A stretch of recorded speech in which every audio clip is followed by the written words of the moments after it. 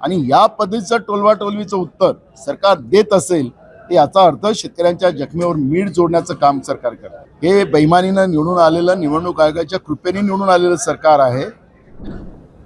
सरकारने आचारसंहिताचं कारण पुढे आणलेलं आहे. आचारसंहिता चालत राहणार आहे.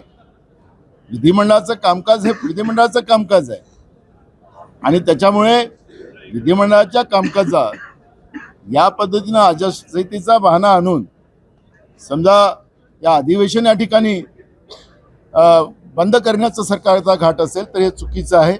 सरकारने या अधिवेशन एक आठवडा घेऊन समजा अजून पुढच्या 15 म्हणजे निवडणुका झाल्यानंतर हे अधिवेशन सरकार घेऊ शकतं. कारण की जनतेचे प्रश्न भयानक आहे. महाराष्ट्रामध्ये असुरक्षितता निर्माण झालेली आहे. धर्माधर्मामध्ये सरकारच्या वतीनं भांडणं लावलेले गेलेले आहेत. बेरोजगारांचे प्रश्न आहेत, तरुणांचे अनेक मुद्दे या ठिकाणी आहेत, शेतकऱ्यांचे प्रश्न तर सगळ्यात जटिल आहेत आणि महागाईचा प्रश्न आहे. हे सगळ्या प्रश्नाबद्दलची चर्चा आणि त्याचं उत्तर हे टोलवाटोलवीचं नसावं. पहिलेच्या काळात असं होतं आम्ही सगळ्यात जास्त पैसे दिलेत अशा पद्धतीचं नको. मग ते त्या पहिलेच्या काळात स्वस्त होतं, आता महागाई वाढली. तुम्ही आकडे वाढवून सांगायची गरज नाही. या पद्धतीचे समाधानकारक उत्तर देऊन आणि जनतेला त्याचा नुसत्या घोषणाच नाही, घोषणेचा पाऊस नाही, तर जनतेला त्याचे लाभ मिळाले पाहिजे, शेतकऱ्याला त्याचा लाभ मिळाला पाहिजे, ही भूमिका आमची राहणार. बघा, या सरकारमध्ये एकमेकाचा काटा काढणारं, एकमेकाचे आमदार ओढण्याचा प्रयत्न चालू आहे. हे काही लपलेलं नाही. ज्या पद्धतीनं अजित पवारांच्या मुलाला अडवलं गेलं पुण्याच्या प्रकरणामध्ये, जमीन घोटाळ्यामध्ये, एकनाथ शिंदेच्या मुलाला खासदार श्रीकांत शिंदेला ज्या पद्धतीनं कचऱ्याच्या कॉन्ट्रॅक्टमध्ये अडवलं गेलेलं होतं, तर असे अनेक मुद्दे आपल्याला पाहायला मिळत आहेत. आणि हे सगळे मुख्यमंत्री करवतात असं आपसामध्ये बोलताना त्यांचे आमदार, त्यांचे मंत्री चर्चा करताना आपण पाहतो आहे. महाराष्ट्रामध्ये जमीन घोटाळे ज्याचा उल्लेख मी अनेकदा केलेला आहे. मुंबईमध्ये BKC मधल्या भरतनगरमध्ये सुद्धा 500 एकर जमीन अशाच पद्धतीनं दिली गेलेली आहे. नवी मुंबई, ठाणे, नाशिक, नागपूर, पुणे अनेक ठिकाणी आपल्याला जमिनीचे घोटाळे पाहायला मिळणार आहे. इथं एक शॅम्पल आपल्याला पुढं आलेलं आहे पुण्याच्या घटनेमुळे, पार्थ पवाराच्या हत्येतून. पण अशा घटना महाराष्ट्रामध्ये मोठ्या प्रमाणात आहे, सरकारच्या आहेत, पण त्या लपलेल्या आहेत. आता ह्या जेव्हा चर्चा विधानसभेत येईल त्याचे सगळे मुद्दे आम्ही विधानसभेत मांडू. पण जे पद्धतीचं दबाव तंत्र चाललेलं आहे, जसं PMOमधून पूर्ण मंत्रालय चालतं दिल्लीमध्ये, जसं गुजरातमध्ये नरेंद्र मोदी बसून त्या ठिकाणी पूर्ण मंत्रालय चालवायचं, मंत्र्यांना काही अधिकार नाही, तसं पहिल्यांदा महाराष्ट्रामध्ये देवेंद्र फडणवीसांच्या CMOमधून सगळं सरकार चालते आहे. अशा पद्धतीचं चित्र आपण पाहतो आहे. मंत्र्यांना अधिकार राहिलेले नाही अशा पद्धतीचं चित्र आपण पाहतो आहे. त्यामुळे आता कोणाचे आमदार कुठे पळवतील, काय होतील, आणि भाजपमध्ये तर राहिलाच आहे, काही दुसऱ्याचे लोक घेऊन पळा अशी ती व्यवस्था राहिलीच आहे. तर ते काही होऊ शकतात. आदित्य ठाकरे म्हणाले त्याच्यामध्ये त्यांच्याजवळ माहिती असेल की ती आमदारांची संख्या आहे. आदित्य ठाकरे त्यांनी सांगितलं असेल.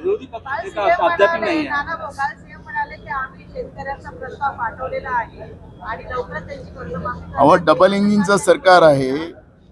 देशातलंही सरकार यांचं आणि राज्यातलंही सरकार डबल इंजिन. मग ते इंजिन खोटं बोलताय का? त्या इंजिननी लोकसभेत सांगितलेलं आहे, कृषी मंत्री शिवराज चव्हाणांनी सांगितलेलं आहे की महाराष्ट्र सरकारचा प्रस्ताव आला नाही. दुसऱ्या दिवशी म्हणाले की आला, पण थोडासा आला. राज्याचे कृषी मंत्री सांगतात की आम्ही टप्प्याटप्प्याने पाठवतोय आणि मुख्यमंत्री सांगतात की आम्ही पाठवलेलं आहे. कोणाचं खरं म्हणावं? म्हणजे राज्य सरकार शेतकऱ्यांच्या जखमेवर मीठ सोडताय का, हा प्रश्न या ठिकाणी निर्माण झालेला आहे. शेतकरी कधी नव्हे इतका अडचणीत आज महाराष्ट्रामध्ये आलेला आहे. एवढा ओला दुष्काळ कधी नव्हे जो महाराष्ट्रामध्ये तोंडात आलेला घास निसर्गाने हिसकावून घेतलेला शेतकऱ्यांचा, हा कधी नव्हे. आणि या पद्धतीचं टोलवाटोलवीचं उत्तर सरकार देत असेल तर याचा अर्थ शेतकऱ्यांच्या जखमेवर मीठ जोडण्याचं काम सरकार करतं. विरोधी पक्षनेता अद्याप नाही आदित्य ठाकरे यांच्या नावाची चर्चा. या सरकारला लोकशाही मान्य नाही. हे बेईमानीनं निवडून आलेलं, निवडणूक आयोगाच्या कृपेने निवडून आलेलं सरकार आहे. या सरकारला विरोधी पक्षपद हे मान्य नाही. ते म्हणतात संख्याबळ. मी मगाशी या सरकारला चॅलेंज केला, पुन्हा चॅलेंज करतो. ते मला म्हणतात 200 मतांनी निवडून आलं. मी त्यांना चॅलेंज करतो, तुम्ही महाराष्ट्रात बायलेटने निवडणुका घेऊन दाखवा आणि मी महाराष्ट्रात सगळ्यात हायेस्ट मताने निवडून येण्याची मी जबाबदारी माझी घेतो. आणि नाही आलो समजा सगळ्यात हायेस्ट मत तर राजकारण संन्यास घेईल. फक्त बायलेटवर निवडणुका घेऊन दाखवा. बेईमानीने निवडून आलेले आम्हाला संख्याबळ सांगतात. महाराष्ट्रामध्ये 2 आमदारांना सुद्धा विरोधी पक्षपद दिलं गेलेलं होतं, हे महाराष्ट्राच्या रेकॉर्डमध्ये. त्यामुळे संख्याबळ आणि हे कारण सांगून चालणार नाही. त्यांनी मान्य करावं की आम्हाला लोकशाही मान्य नाही आहे, विरोधी पक्षपद आम्ही देणार नाही. टोलवाटोलीचं उत्तर देणं बंद करावं या सरकारने, अशी आमची भूमिका आहे. तुकाराम मुंढे यांचे निलंबन करण्याची या हिवाळी अधिवेशनामध्ये तुकाराम मुंढे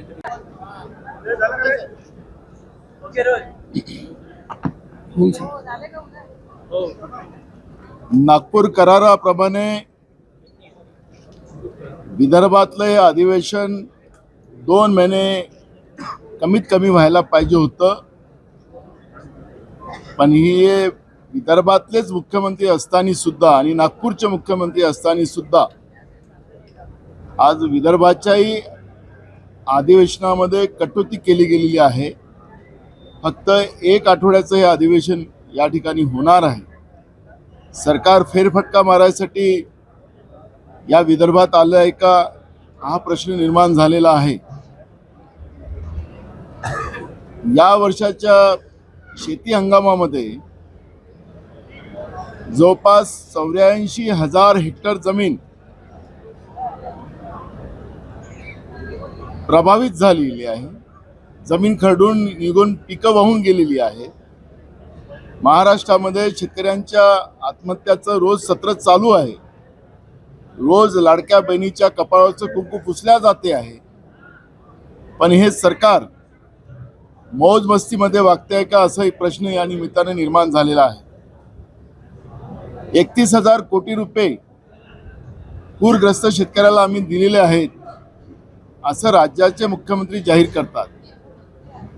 पण शेतकऱ्यांच्या हातात पैसेच मिळाले नाहीत. कोणत्या बँकेमध्ये पैसे टाकलेत, कोणत्या शेतकऱ्याला दिलेत, की यांचे मूडवर काही उद्योगपती ते त्यांच्यासाठी शेतकरी झालेत का, ओरिजिनल शेतकरी बाजूला राहिलेत का, हे प्रश्न या निमित्ताने निर्माण झालेले आहेत. पीक विम्याचा एकही पैसा सरकारने शेतकऱ्यांना मिळवून देण्यामध्ये सरकारला सपशेल अपयश आलेलं आहे. विमा कंपन्या मोठ्या होत चालल्यात, आर्थिक मजबूत होत चालल्यात आणि ज्या शेतकऱ्यांच्या नावाने त्या विमा कंपन्यांना पैसे दिले जातात ते मोदीच्या मित्रांच्या कंपन्या आहेत. आणि म्हणून मोदींच्या मित्रांना फायदा व्हावा आणि शेतकऱ्यांच्या नावाने पैसे त्यांना द्यावेत असा त्याच्या मागचा अर्थ आहे का.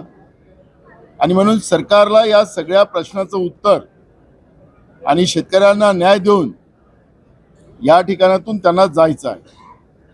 महागाई हा सगळ्यात महत्त्वाचा प्रश्न आता निर्माण झालेला आहे. रुपया रोज खाली पडताय, आता 90च्या खाली गेलेला आहे. त्यामुळे त्याचे सगळे परिणाम महागाईवर पडणार आहे. मग सर्वसामान्यांनी जगायचं कसं. महागाईबद्दल सरकार काय मत मांडतंय, राज्य सरकार वेगळं काही धोरण राबवणार आहे का महागाईबद्दल, याबद्दलची चर्चा व्हायला पाहिजे. स्मार्ट मीटरबद्दल सरकारने सांगितलं की आम्ही जबरदस्ती करणार नाही. पण यांच्या ज्या कंपन्या आहेत प्रायव्हेट, त्या कंपन्या स्मार्ट मीटर शासकीय कार्यालय असतील किंवा खाजगी लोकांच्या घरी असतील, जबरदस्तीने लावताना आपण पाहतोय. जिथं 800-900चं बिल येत होतं तिथं आता 30,000 40,000चं बिल त्या गरीब माणसांच्या घरी येत आहे. आणि अशा परिस्थितीमध्ये महागाई एकीकडे आणि वीज कंपन्यांची लूट वेगळी, अशा पद्धतीनं लोकांची लूट करणारे हे सरकार या महाराष्ट्रामध्ये महायुतीच्या रूपानं आपण पाहतोय. बेरोजगारीचा तर प्रश्न अजून भयानक आहे. अनुकंपामध्ये काही थोड्या लोकांना नोकऱ्या लावल्या, त्याचे फोटोग्राफी सरकार करून दाखवतं. आरक्षणाचं 3 तेरा वाजलेले आहेत. निवडणूक आयोगाने केलेली ज्या पद्धतीनं दिवसाढवळ्या लोकशाहीचा खून, त्याचं मुख्यमंत्र्यांनी मान्य केलं की अशी मी या पद्धतीचा निवडणूक आयोगाचं कार्य कधीच पाहिलं नाही. आम्ही आता अध्यक्षाला नोटीस दिलेलं आहे की उद्या याच्यावरची चर्चा घडवली पाहिजे आर्टिकल 243K प्रमाणे.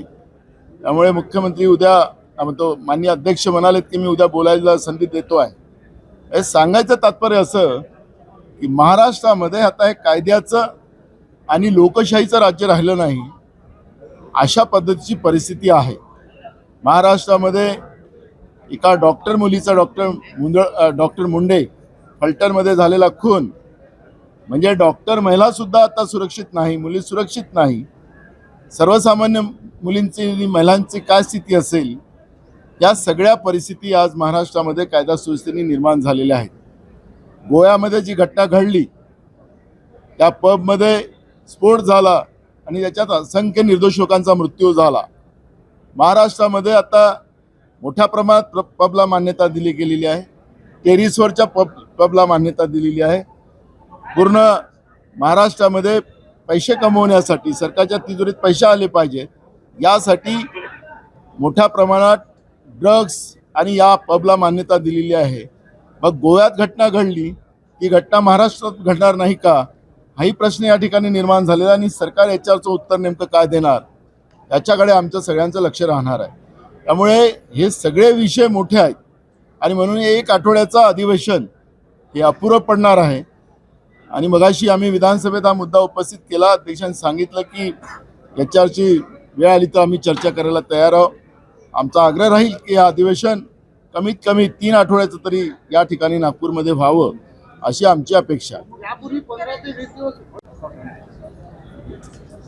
काय झालं, तुकाराम मुंडेची कमिटी पार्थ पवारांच्या याच्यामध्ये बसवा असं आम्ही मागणी केली. आता तुकाराम मुंडेचं नाव काय आम्ही घेतलं तर त्याच्यावरच भ्रष्टाचाराचे आरोप लावून टाकले.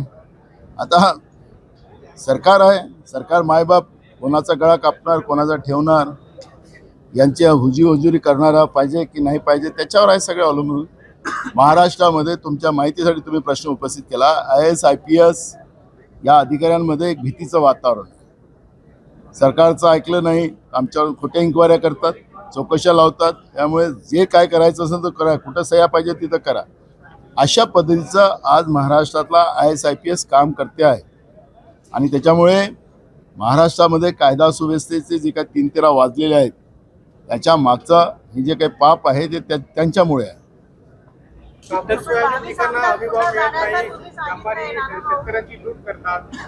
महाराष्ट्रामध्ये सोयाबीन खरेदी सुरू झालेली नाही, कापूस खरेदी सुरू झालेली नाही, धान खरेदी सुरू झालेली नाही.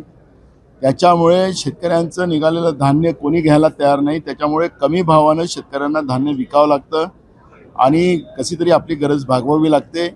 एकीकडे आसमानी संकट आणि एकीकडे सुलतानी संकट, अशा या सगळ्या प्रश्नावर सरकारला उत्तर द्यायचं नाही. आणि म्हणून या पद्धतीचं एक वातावरण निर्माण करून विरोधी पक्ष पदाचं एक गाजर दाखवायचं आणि त्याच्यावर चर्चा घडवायची असं नाही. महाराष्ट्रामध्ये आरक्षणाचा जो मुद्दा आहे, हैदराबाद गॅझेटरचा, जो मुख्यमंत्र्यांनी मुद्दामून OBC आणि मराठ्यामध्ये भांडण लावण्यासाठी घातलेला घाट, बंजारा आणि आदिवासीमध्ये भांडणाचं टाकलेली ठिणगी, हे सगळे प्रकरण ज्यामध्ये आहेत ते सगळे लपवण्यासाठी एक कमीत वेळाचं अधिवेशन आणि विरोधी पक्ष नेत्याचं गाजर टाकायचं आणि त्याच्यावर चर्चा ठेवायची आणि मूळ मुद्द्याला डायव्हर्ट करायचा हा प्रयत्न याच्यामध्ये चालवलेला आहे.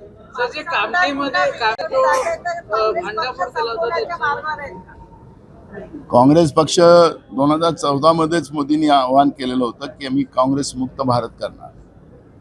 पण त्यांना 12 वर्ष होतात आहेत देशाचे प्रधानमंत्री राहून. त्यांच्या सपनात, झोपेत, जेवतात, कुठं जातात, तिथं काँग्रेसच दिसतं. त्याच्यामुळे काँग्रेस हा कधी मुक्त होऊ शकत नाही. ज्या काँग्रेसनी या देशाला स्वातंत्र्य मिळवून दिलं, संविधानिक व्यवस्थेमध्ये लोकशाही आणली आणि हा देश उभा करण्यामध्ये काँग्रेसचं योगदान आहे. काँग्रेस कधीही संपू शकत नाही. जे बेईमानीनं सत्तेत आले ते कधीही संपू शकतात, हे या ठिकाणी आम्ही आवर्जून सांगू शकतो. सर, कामठीमध्ये जे प्रकरण झालं ज्याला सुलेखाताई कुंभार यांनी खूप मध्ये उचललं, काँग्रेस याच्यामध्ये काय बोलतात? आहे आता ते सगळे मुद्दे आहेत. महाराष्ट्रात एक कामठीच नाही, महाराष्ट्रामध्ये सगळीकडे ज्या पद्धतीनं निवडणूक आयोगाला हाती धरून, प्रशासनाला हाती धरून, पैसे वाटून, प्रक्रियेमध्ये हस्तक्षेप करून या स्थानिक स्वराज्य संस्थांच्या निवडणुकीमध्ये गडबड केलेली आहे, ती नुसते कामठीतच नाही तर संपूर्ण महाराष्ट्रात झालेली आहे. त्यामुळे याची चर्चा विधानसभेत आम्ही आणण्याचा प्रयत्न करू. थँक्यू.